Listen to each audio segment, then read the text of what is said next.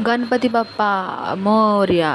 The stories या माझ्या Marathi YouTube चॅनलवरती जगभरातून बघणाऱ्या सगळ्या माझ्या माणसांचं मी अगदी मनाच्या कोपऱ्यातून स्वागत करते. चला तर मग सुरुवात करूयात आजच्या आपल्या द स्टोरीजला. दामिनीचं खरं नाव सौदामिनी. फारच सुंदर नाव, क्वचितच आढळणारं. एवढं मोठं नाव सरळपणे घ्यायची आमच्या गावात पद्धत नाही.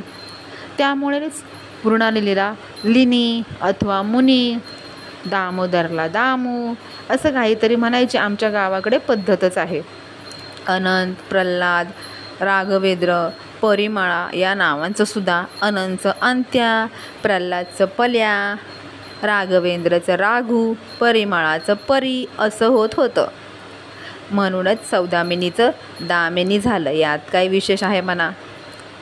दामिनीचे वडील कल्पेश देसाई, त्यांना 2 मुली, सौदामिनी आणि विद्या. दोन्ही विजेचे समानार्थी शब्दच. दामिनी माझ्या वर्गात होती. रूपानं सर्वसाधारण विद्यार्थिनी म्हणून उत्तम वक्तृत्व, धीट. कल्पेश देसाई बँकेत क्लार्क होते.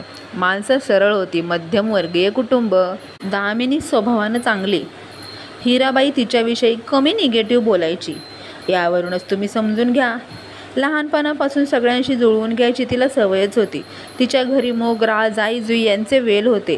त्यापैकी कुठले ना कुठले सतत फुलांनी डवरलेले असायचे. तरी दामिनीच्या केसात त्यातली फक्त 4च फुलं माळलेली असायची. हिराबाई म्हणायची, हे काय ग दामिनी, सगळी फुलं गल्लीतल्या साळकाया माळकायांना दिली तरी काय उपयोग, 4 फुलं राहिली तेच तुझं नशीब. सगळ्यांना सगळं वाटून टाकतेस, अगदी स्वतःला काही न ठेवता. पण तो दामिनीचा स्वभावच आहे. मला अजूनही आठवतं, मॅट्रिकच्या परीक्षेत मराठी भाषेत पहिलं येणाऱ्याला 20 रुपयांचं बक्षीस होतं. ते दामिनीलाच मिळणार याविषयी मला खात्रीच होती. मलाच काय, याविषयी सगळ्यांची खात्री होती. रिझल्ट लागल्यावर दामिनी मला शोधत आली. निशा, तुला मराठीमध्ये किती मार्क्स पडले? 100 पैकी 82. मलाही तितकेच पडलेत ग. म्हणून मी आत्ताच प्रिन्सिपलला सांगून आले, माझ्या बक्षिसाच्या रकमेतली निम्मी रक्कम निशाला दिली पाहिजे. मला आठवलं तिलाही माझ्या एवढेच मार्क्स पडले आहेत. टीचर विसरल्या वाटतं. अशी गुणी दामिनी. आमच्या सतीशला तिच्याविषयी भारी आदर. दामिनी आम्हा सगळ्यांसारखी पदवीधर झाली. बँकेची परीक्षा देऊन त्यातही ती पास झाली. ऑफिसर म्हणून नोकरीलाही लागली. वडील क्लार्क असले तरी मुलगी ऑफिसर. त्यानंतर माझ्या दामिनीशी भेटी कमी होत गेल्या. पुन्हा भेट झाली ती तिच्या लग्नाच्या वेळीच. दामिनीचं लग्न डॉक्टर प्रशांतबरोबर ठरलं होतं. डॉक्टर प्रशांत MS झाला होता. दिसायलाही अतिशय देखणा होता. खरं सांगायचं तर दामिनीपेक्षा 100 पटीने देखणा होता. गंगा म्हणालीच, काय बघून या डॉक्टराने हिच्याशी लग्न केलंय कोण जाणे. नक्की या डॉक्टरात काहीतरी खोट असलीच पाहिजे. नाहीतरी कुठे हा डॉक्टर आणि कुठे ती सामान्य रूपाची दामिनी. हिराबाईलाही आश्चर्यच वाटलं होतं. मला तरी वाटतं पैशासाठी त्यानं दामिनीशी लग्न केलं की काय कोण जाणे. नाहीतरी ही बँकेत ऑफिसर आहे, एकदम हुंडा घेण्यापेक्षा दरमहा हप्त्यानं घेत असेल. दामिनीचं लग्न छान पार पडलं. तिचा नवरा मुंबईमध्ये असल्यामुळे लग्नानंतर दामिनीनं मुंबईला बदली करून घेतली. या गोष्टीलाही 10 वर्ष झाली. अधूनमधून दामिनीविषयी तिच्या आईकडून, वडिलांकडून, हिराबाईकडून ब्रॉडकास्टिंग कंपनीला समजायचंच. तिथून माझ्याही कानांवर यायचं. डॉक्टर प्रशांतनं मुंबईमध्ये सौदामिनी नर्सिंग होम काढलं होतं. भरपूर पैसा मिळवत होता. मुंबईमध्ये तो खूपच प्रसिद्ध झाला होता. सुरुवातीला अनेक वर्ष दामिनी ही बँकेत नोकरी करायची. तिनंच नवऱ्याला कर्ज काढून दिलं होतं. आता नवऱ्याला इतका पैसा मिळतोय की तो मोजायलाही वेळ कमी पडतोय. म्हणून तिनं बँकेतली नोकरी सोडली. एकूणच काय की दामिनी आता श्रीमंत वर्गातली झाली आहे. अलीकडे दामिनीचा फोटो वरचेवर पेपरात दिसू लागला. काही दिवसांपूर्वी कुठल्याशा हॉस्पिटलचं उद्घाटन करत असतानाचा फोटो. त्या हॉस्पिटलला तिनं काही दान दिलं होतं म्हणे. पुन्हा एकदा एका देवळाच्या शिखराच्या बांधकामासाठी मदत केल्याचीही बातमी वाचली. त्यानंतर अधूनमधून ती पेपरमध्ये दिसतच राहिली. आम्हा सगळ्यांना ते पाहून फार आनंद होत होता. लहानपणापासून दानधर्मात रमणारी दामिनी अशा प्रकारे राणी झाली होती यात काहीही आश्चर्य नव्हतं. परवा दुर्गाच्या माळावर नवी बेंझ कार उभी होती. आमच्या गावात अशी कार मोठा कुतूहलाचाच विषय होती. आमच्या गावात अशी गाडी नव्हतीच मुळी. मी काहीतरी आणायला बाजारात गेले होते. ती गाडी बघून तशीच निघून आले. कुणीतरी मागून हाक मारली त्या गाडीतून, निशा निशा थांब थांब. वळून पाहिलं तर कोण? दामिनी. सौदामिनी. तिचा तोच हसरा चेहरा, तेच स्नेहमय भाव, फक्त काळाप्रमाणे केस थोडे पांढरे झाले होते. तिला पाहून मलाही तितकाच आनंद झाला. दामिनीनी स्नेहानं माझा हात हातात घेत म्हणाली, निशा अगं किती दिवस झाले आपली भेट होऊन. होय ना, तू तर मुंबईचीच झाली आहेस. कशी भेट होणार मग? तू माहेरी येतेस कुठे? आणि तू जेव्हा येतेस तेव्हा मी नसते. असाच आपला खो खो चालला आहे. असू दे ग, आता घरी चल. अगं घरी सांगितलेलं नाही, आई वाट बघत बसेल. तू चल म्हटलं ना. तुझ्या आईला मी सांगते. तिनं सेलफोनवरून आमच्या घरी फोन केला. दामिनीबरोबर तिच्या माहेरच्या घरी गेले मी. पूर्वीच कल्पेश देसायांनी मोठ्या बाजारात लहान आउटहाऊस बांधलं होतं. भोवताली अनेक झाडं लावली होती. हे घर बांधताना त्यांनी बँकेकडून कर्ज काढलं होतं. त्या जागी आता 3 मजल्यांचं घर उभं होतं. खाली दुकान आणि वर घर. घरात सगळं आधुनिक सामान, TV, VCR, fridge, washing machine. आमच्या गावात AC क्वचितच दिसायचा. इथे प्रत्येक खोलीत AC होता. संगमरवरी दगड आणि ग्रॅनाईटचा मुबलक वापर केला होता. थोडक्यात काय, श्रीमंतीची सगळी लक्षणं इथे स्पष्ट दिसत होती. घरात दामिनीचे आईवडील नव्हते. दामिनीच्या मुलांना घेऊन ते उटीला गेले होते. आम्ही दोघीही पुन्हा जुन्या मैत्रिणींप्रमाणे जुन्या आठवणींमध्ये बुडून गेलो. माझं अजून गावचं वेड गेलेलं नाही, त्यामुळे अधूनमधून येऊन घर बघून जाते. घरी कुणी नसलं तरी माझं काही बिघडत नाही. स्वयंपाकीन गिरिजाबाई आणि चौकीदार धर्म मात्र इथे कायमचे आहेत. दामिनीनं आपलं येण्यामागचं कारण सांगितलं. मीही म्हटलं, दामिनी तुझं नशीब चांगलं आहे बघ, तू खूप दानधर्म केलास. असं समजलं. वरचेवर पेपरात तुझं नाव येत असतं. म्हणून तुझ्या उदारपणाला इतिहासातल्या महान स्त्रीचं नाव. माझ्या बोलण्याचा दामिनीला आनंद झाला नाही. ती काहीही बोलली नाही. कसलासा विचार करत होती. गिरिजाबाईंनी चांदीच्या ताटात आम्हा दोघींना जेवायला वाढलं, तरी दामिनीचं तिथे लक्ष नव्हतं. निशा, बाहेरून दिसतं तसं नसतं ग. तिनं अचानक बोलायला सुरुवात केली. काहीतरीच काय? तुला असं म्हणायला काय झालंय बरं? निशा, तू माझी जुनी मैत्रीण आहेस. मला तू लहानपणापासून ओळखतेस. खरं सांगू, या पैशामुळे फार त्रास झाला आहे बघ. काय हे आश्चर्य? पैसा नाही म्हणून 90% माणसं दुःखात असतात. पैसा असला की सुखात असतात. काही जणांचं तर ते आयुष्याचं ध्येयच असतं. दामिनी मात्र वेगळंच बोलते. पण हे नाटक नक्कीच नव्हतं. दामिनीचा तसा स्वभावही नव्हता. मग हिच्या बोलण्याचा अर्थ नेमका काय? दामिनी, तुझा नवरा मुंबईमध्ये फार प्रसिद्ध आहे असं मी ऐकलं. होय होय, खरं आहे ते. माझं लग्न झालं तेव्हा तेही एक सर्वसाधारण डॉक्टरच होते. नंतर नेमकं काय झालं कोण जाणे. दिवसेंदिवस त्यांचा उत्कर्ष होत गेला. माझ्या पत्रिकेमुळे हे झालं असा त्यांचा विश्वास आहे. लग्नाच्या वेळी माझी पत्रिका दाखवली तेव्हा सांगितलं होतं म्हणे, हिच्याशी लग्न करणारा शुक असेल तर चक्रवर्ती होईल. म्हणून मला यातलं काहीच ठाऊक नव्हतं. या कारणासाठी त्यांनी माझ्याशी लग्न केलं. आलं ना लक्षात? आता चांगलंच लक्षात आलं होतं. एवढ्या देखण्या डॉक्टरानं साधारण रूपाच्या दामिनीशी का लग्न केलं? दामिनीच्या लग्नाचं कोडं आत्ता उलगडलं होतं. पण म्हणून दुःखी व्हायचं काय कारण? त्यासाठी नाही ग निशा, पुढे तर ऐक. त्यांनी केलेल्या गुंतवणुकीवर त्यांना 100% फायदा झाला. माझ्या नावावर त्यांनी मेडिकल स्टोअर काढले. पैशाला काहीही कमी नाही. पैसा सतत येत राहिला. मी गावात एक घर बांधलं. मुंबईमध्ये एक घर, पॉलिक्लिनिक बांधलं आहे. माझ्या मिस्टरांनी सर्जिकल फॅक्टरी देखील सुरू केली आहे. औषधाची फॅक्टरी सुरू केली आहे. कशातही नुकसान झालेलं नाही, पण अपार पैशाला त्याचाच त्रास असतो. हे प्रकरण मला समजण्यापलीकडचं होतं. अपार पैसा म्हणजे अपार सुख अशी माझी समजूत होती. निशा, मला खऱ्या मैत्रिणीच राहिल्या नाहीत बघ. तुझ्यासारख्या जुन्या 2-3 राहिल्या आहेत एवढंच. सगळ्यांची माझ्याकडे बघायची दृष्टीच वेगळी असते. हिला किती लुटता येईल एवढंच बघतात. मी एक माणूस आहे असं कुणी बघतच नाही. म्हणजे काय? उजाडलं की रांग लागते बघ. देऊळ बांधायला, मठ बांधायला, अन्नदानासाठी, फुकट ऑपरेशनसाठी, शाळा बांधायला मी कोण ग? एक माणूस.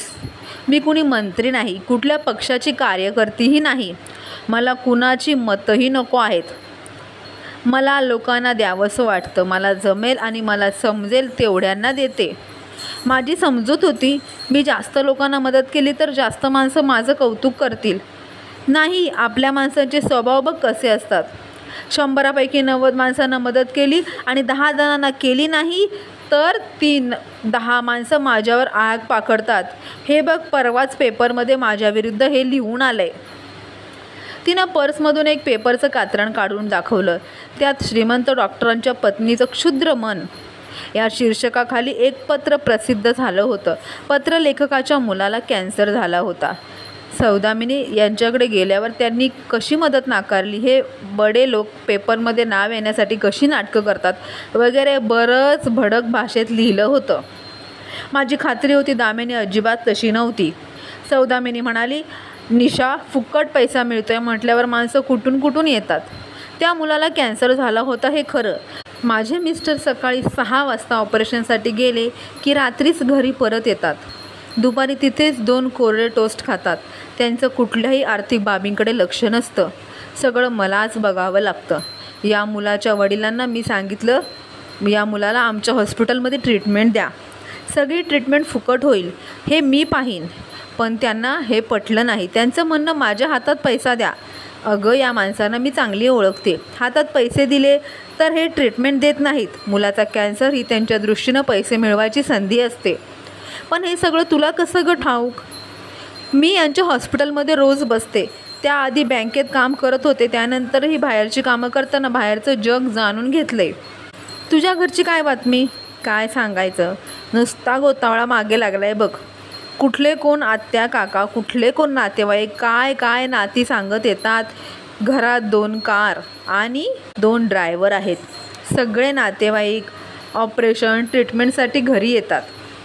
त्यांना घरी ठेवून घ्यायचं, औषध पाणी करायचं, पथ्य पाणी करायचं. वर आमच्या सासूबाई मोठ्या कौतुकानं त्यांना आहेर देऊन त्यांची पाठवणी करतात. मला तर हे आमचं घर आहे की धर्मशाळा हेच कळेनासं होतं. तिच्या आवाजातली निराशा लपत नव्हती. अस्वस्थ होऊन मीच विषय बदलला. अगं हो दामिनी, विद्या कुठे आहे ग? तिची काय बातमी? काय करते ती सध्या? दोघंही मॅथ्सचे प्रोफेसर आहेत. बेळगावात असतात ते. फार सुखात आहेत बघ. त्यांच्या मागे माझ्यासारखा त्रास नाही ना. सकाळी 9 वाजता घराबाहेर पडतात, संध्याकाळी 5 वाजता घरी परत येतात. दर महिन्याला ठराविक पगार हातात येतो. एकूण काय, माझ्यासारखी त्यांच्या घराची धर्मशाळा झालेली नाही. तुला आठवतं निशा, शाळेत मी भाषणं करायची? आठवतं तर ग, नेहमी पहिली तूच असायचीस की. आता काय होतं ठाऊक आहे? समारंभांना मोठी म्हणजे श्रीमंत माणसं हवी असतात म्हणून त्यांना बोलावतात. त्यांना तर खाजवायलाही वेळ नसतो. म्हणून हे सांगतात, माझ्याऐवजी माझ्या बायकोलाच बोलवा. मग बोलावतात मला. माझ्या वक्तृत्वासाठी नाहीत, मला बोलवतात ते तर सरळ सरळ माझ्याकडून पैशाची मागणी करायची असते म्हणून. गेलं नाही तर म्हणतात नवरा बायको मस्तीचे आहेत, आणि गेलं की पैशाची मागणी करतात. माझ्यापुरतं जर विचारशील तर मला साहित्यावर बोलायला आवडतं, ऐकायला आवडतं. म्हणजे या दानामुळे दामिनी बांधली गेली होती. दान करणं हा तिचा सहज स्वभाव आहे. पण प्रत्येक गोष्टीला मर्यादा आहेत ना. केवळ तिच्याकडून मिळणारा पैसा नजरेसमोर ठेवून सगळे तिच्याशी वागा बोलायला लागलेत तर तिच्या सुकोमल सुसंस्कृत मनाला दुःख होणार नाही का? मी एखाद्या लग्नघरात गेले की सगळ्यांची नजर माझ्यावरच असते. मी काय आहेर करते यावर सगळ्यांचा डोळा असतो. परवाचीच गोष्ट सांगते बघ. माझ्या नणंदेच्या घरचं लग्न होतं. मी 20,000 रुपये आहेर केला. तरी माझी नणंद म्हणाली, माझा भाऊ दिवस रात्र न बघता राबतो, लक्षावधी रुपये मिळवतो, मला त्यातले किती फक्त 20,000 रुपये? तूच सांग निशा, 20,000 रुपये काही कमी आहेत का? लोकांच्या अपेक्षाच प्रमाणापेक्षा पलीकडे गेलेल्या आहेत. तुझी मुलं काय करतात? दामिनीला 2 मुलं, दोन्ही मुलगेच. आमच्या घरात कुणाही विद्यार्थ्याचा अभ्यास होणं शक्य नाही. घरात सतत माणसं असतात. त्यात बरेचसे आजारी, रोगी, त्यांच्याबरोबर आलेले कंटाळा आला म्हणून सतत TV लावतात. मी काही म्हणायला गेले तर आमच्या सासूबाईंना राग येतो. त्यांना वाटतं घरी आलेल्यांचा मी अपमान करते म्हणून. परिणामी आमची मुलं फक्त TV सिनेमा यातच रमवू लागली. शेवटी मला त्यांना बोर्डिंग स्कूलमध्ये ठेवावं लागलं. आता ते सगळे उटीला गेलेत. विद्याची मुलंही आली आहेत ना, तीही गेली आहेत त्यांच्यासोबतच. तिच्या चेहऱ्यावर मुलं दुरावल्याचं दुःखही दिसत होतं. गिरिजाबाई आल्या आणि म्हणाल्या, हे काय, पहिलं वाढलेलं अजून तसंच आहे. निशा, तू तरी नाही का गं सांगायचंस? पाहिजे तेवढं मिळवलं तरी पोटाला अन्नच खावं लागतं. सोनं हिरं नाही खाता येत ना. तू तरी सांग हिला, थोडी तरी विश्रांती घे म्हणून. इथे आली तरी शेकडो फोन येत राहतात, माणसं सतत भेटायला येत राहतात. तिला बरं नाही म्हणून सांगितलं तरी ऐकत नाहीत. एवढ्यात चौकीदार भीमा आला आणि म्हणाला, कुणीतरी गुरांच्या दवाखान्याची माणसं आली आहेत तुम्हाला भेटायला. मलाही येऊन बराच उशीर झाला होता. दामिनीचा वेळ अमूल्य आहे हे मला समजत असल्यामुळे मीही उठले.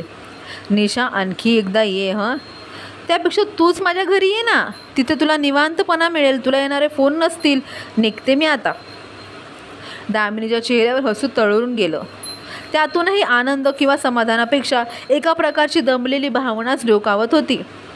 दामिनीच्या दानबुद्धीसाठी देवानं तिच्यावर पैशाची कृपा केली होती हे खरं आहे, पण दान मागणाऱ्यांनाही काही नीती नको का? ज्यांची खरोखरच गरज आहे त्यांनी दान मागण्यात काहीही चूक नाही आहे, पण पोटभर ज्यांना खायला मिळतंय तेही मागायला लागले तर भिकाऱ्यांपेक्षा हीन नाही का?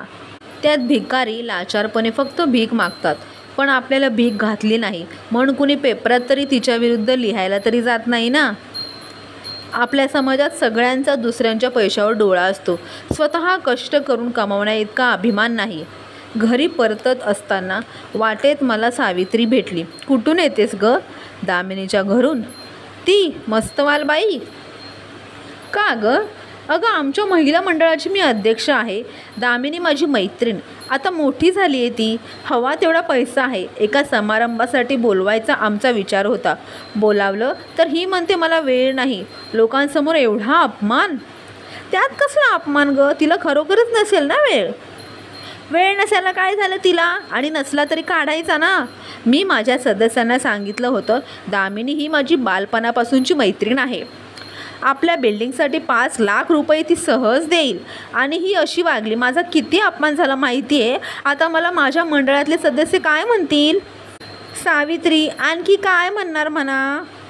मीही जरा वैतागूनच म्हटलं, अगं पण तुझ्या महिला मंडळाच्या इमारतीसाठी तिनं का पैसे द्यायचे? तिचा काय संबंध त्याच्याशी? ती तुमच्या मंडळाची सदस्यही नाही आहे. वा, तिच्याकडे सोमनहळ्ळीच्या देवळासाठी द्यायला पैसे आहेत. हरिजन वस्तीत साड्या वाटते, फुकट औषधं वाटते. मग काय हरकत आहे आमच्या महिला मंडळाला 5 लाख द्यायला तिला? जे पैसा मिळवतात त्यावर त्यांचा अधिकार असतो. मागणाऱ्यांचा कधीच हक्क नसतो. मागणाऱ्यांचा हात नेहमी खाली असतो. तिची मर्जी, ते जाऊ दे. 5 लाख रुपये राहू देत. तू 5 रुपये दान कर बघू तुझ्या त्या महिला मंडळाला. मी प्रथमच सावित्रीच्या विरोधात ठाकले.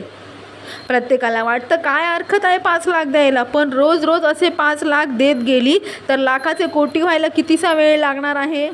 सावित्री नागिनीसारखी फुतकारली. तू का तिची वकिली चालवली आहेस ग? तिच्याकडे पैसा आहे, दान करत असते ती, म्हणून मी विचारलं. तिला दान करायचं नसेल तर नाही म्हणून सांगायचं ना. कुणीही फुकट दान करत नसतं. तिच्या नवऱ्याकडे ब्लॅक मनी असेल. डॉक्टर नाडी बघायचे 100 रुपये घेतो असं गंगा म्हणत होती.